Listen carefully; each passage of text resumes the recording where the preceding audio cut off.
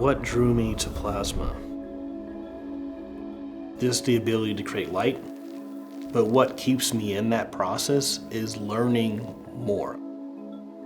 I'm someone who, when they find something they're interested in, will keep wanting to engage and learn, and it does become a bit obsessive in some regards, but it forces me to see broadly about the process of glass making, where oftentimes you may not get into the chemistry of the glass, which becomes very important. This process forces you to know the qualities of your glass. And if I say the right term here, I think craft is a part of that. Your craftiness brings in understanding your material. It also makes you understand about your resources and your supplies. This fuels it, and being able to be open to receiving information and try to put that information out for people.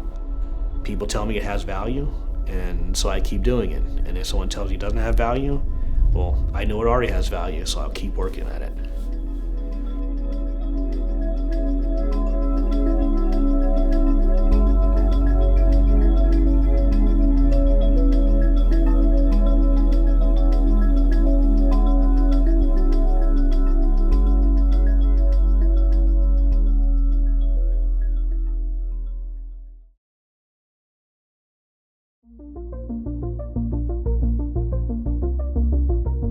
My name is Percy Echols II.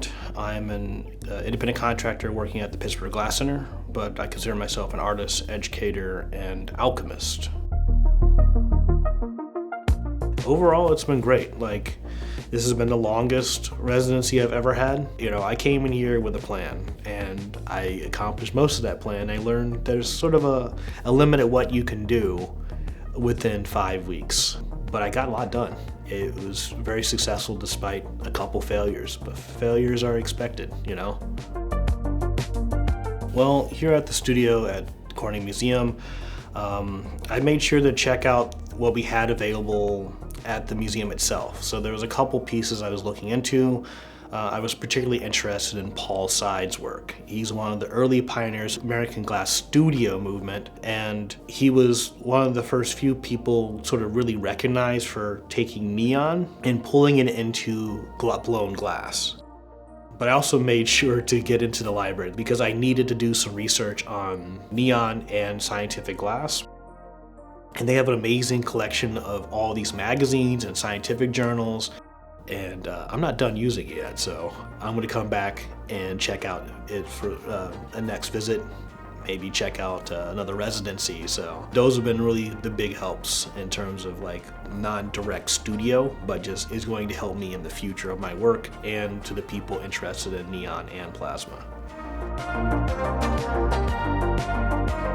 So my creative process is a bit of planning and intuition. So if I start from the beginning, I think about shapes I'm interested in.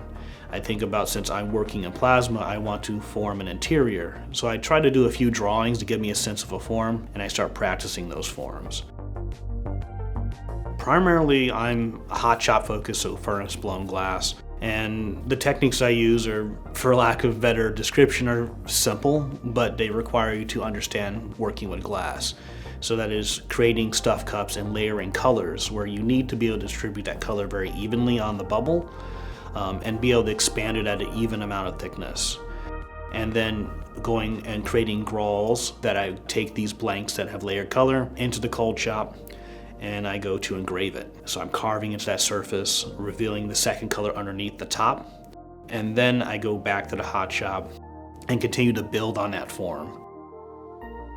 I also use, the way I describe it, flame working mentality to attach glass together. That means I'm using sort of the concepts of getting both the glass pieces hot so that they become one piece of glass and have a better seal, because that's something you adapt from blowing with flame working and tubing, or scientific glass blowing with tubing. And I use the kiln to understand better the annealing cycles, transitioning schedules for joining two pieces of glass. And those are some of the techniques I use. They're not really quite diverse in terms of having many different name techniques, so to speak. So while I'm focused on introducing artists and institutions and businesses and the people behind it, I try to educate bits and pieces of what it means to make that work and start connecting them together. It's just really trying to expand that view.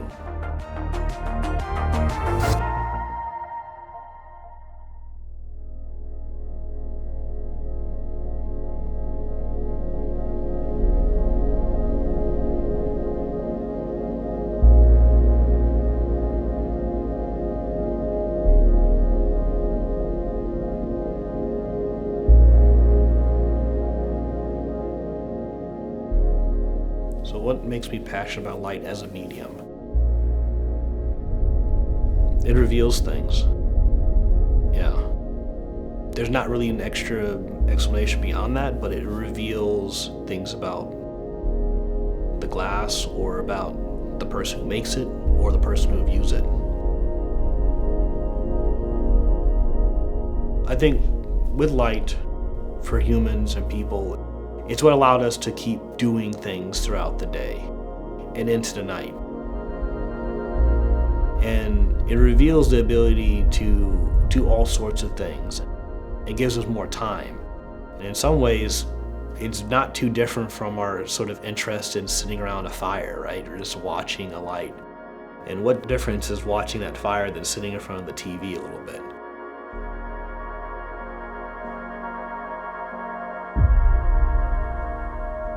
But when you have this sort of ability to watch this light move in a way that doesn't provide something like warmth, like a fire does, you start to wonder, am I seeing something, doing something, or am I interacting with something that seems to want to interact with me?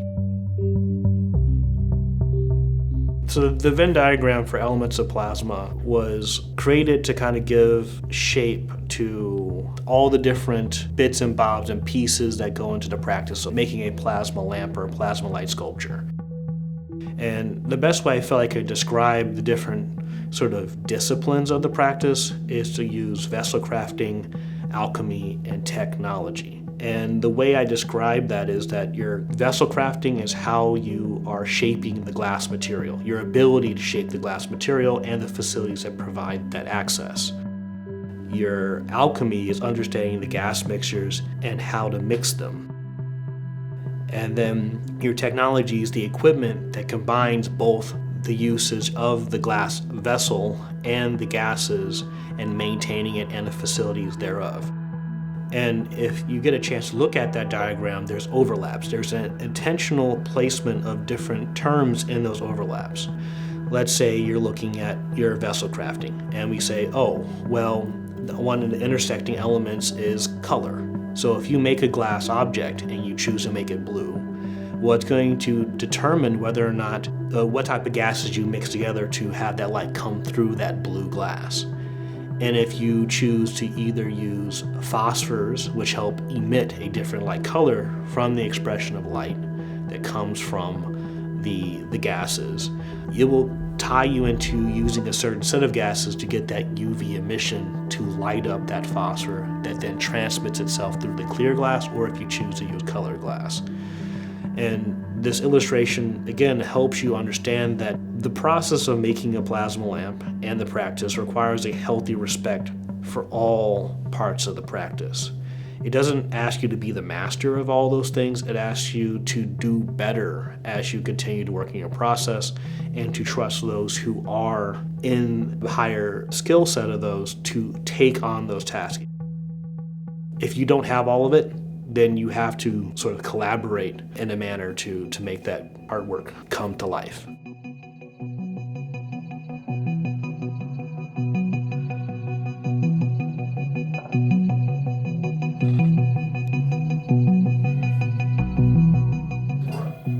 So the best part about being here at the studio has been just getting access to all the studios. I can understand it can be very hard to do for a resident artist when all this activity comes up. You know, as a resident artist, I was given quite a bit priority, and I was also, conscious of making sure not to impact other operations, because it's easy to want to take over a lot of stuff just for the sake of I have all this access. So having my mainstays be kind of my home base here in the residency center was awesome. I can't imagine being able to do the work I wanted to do without having sort of a home base to work from. Having that access there, having a variety of wheels in the cold shop has made it easy to engrave. Having resources like local artists like Geo has made it so much better than I could have imagined.